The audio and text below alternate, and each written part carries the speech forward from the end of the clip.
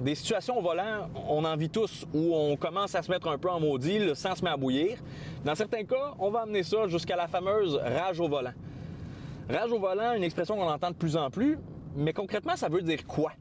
Parce que dans les corps policiers, rage au volant, c'est utilisé, mais c'est pas un crime. C'est plus un descriptif qu'on va mettre à un crime lorsque c'est approprié. Et vous avez peut-être l'impression qu'on en entend et qu'on en voit de plus en plus des fameux cas de rage au volant sur les routes. Et savez-vous quoi? Vous avez peut-être raison, on en voit une hausse. Évidemment, en 2020, c'était une année pandémique, mais depuis 2021, c'est près d'une centaine de cas de plus qui ont été répertoriés de rage au volant associés à des crimes. Pourquoi? Bien là, il y a plusieurs hypothèses qui sont soulevées. Je ne suis pas un spécialiste en comportement humain, mais on le voit partout. Qui n'a pas été à l'épicerie, à la quincaillerie, peu importe, et voir quelqu'un au service à la clientèle en train de crier après la personne? De plus en plus, lorsqu'on va dans des endroits publics ou même dans des services gouvernementaux, qu'est-ce qui est écrit souvent?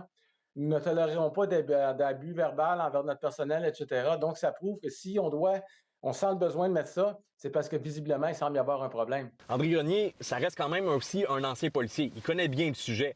Mais c'est vrai que c'est pas un expert en comportement humain. Ça tombe bien, on en a un.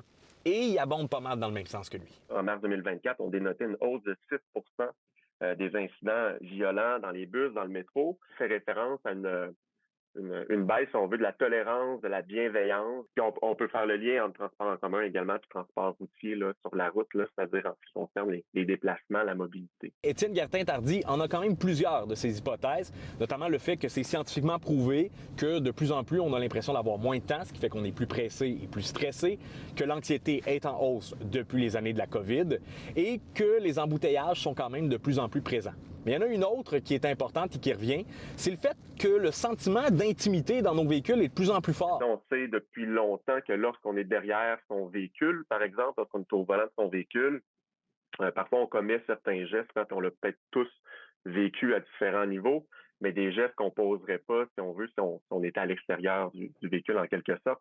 Donc en effet, on se sent protégé, on se sent parfois, pour certains, tout permis. Lorsqu'on regarde des publicités de véhicules, on parle très peu là, de la tenue de route du véhicule, puis on met l'emphase, c'est votre espace, c'est votre salon, c'est votre lieu privé, etc.